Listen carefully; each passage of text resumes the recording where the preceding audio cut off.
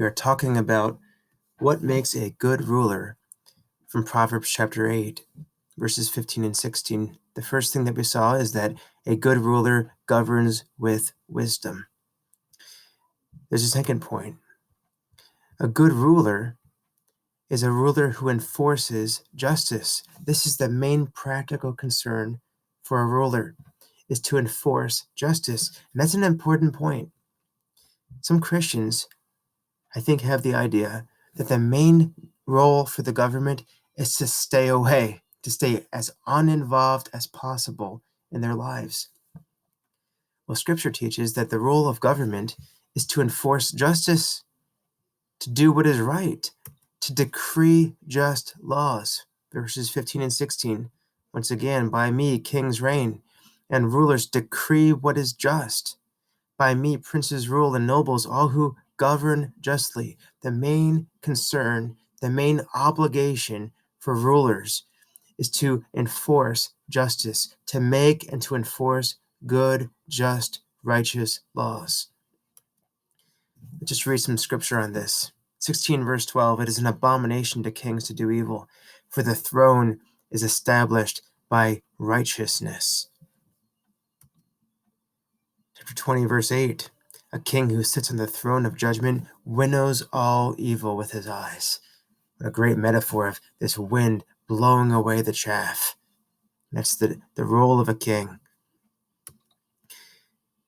A king also should be full of compassion and love.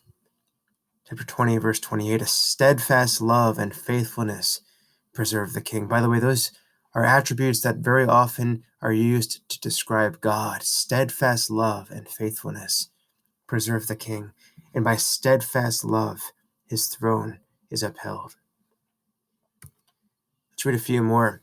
I mentioned in the last video that what we're looking at here describes a good ruler. Not necessarily every ruler in this world. We know that there are many tyrants, there are many wicked men who usurp power, and Proverbs is realistic about that. 28 verse 15, like a roaring lion or a charging bear is a wicked ruler over a poor people. A ruler who lacks understanding is a cruel oppressor, but he who hates unjust gain will prolong his days.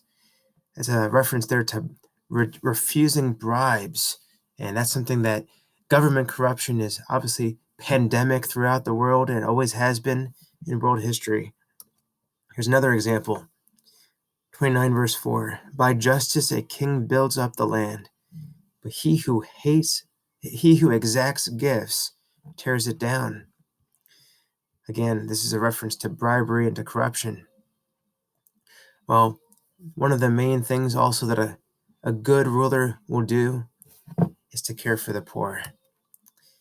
29 verse 14, if a king faithfully judges the poor, his throne will be established forever.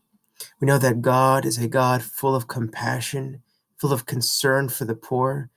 Pure and undefiled religion is to care for orphans and widows in their distress, and a good king, a righteous king, will be concerned about the poor.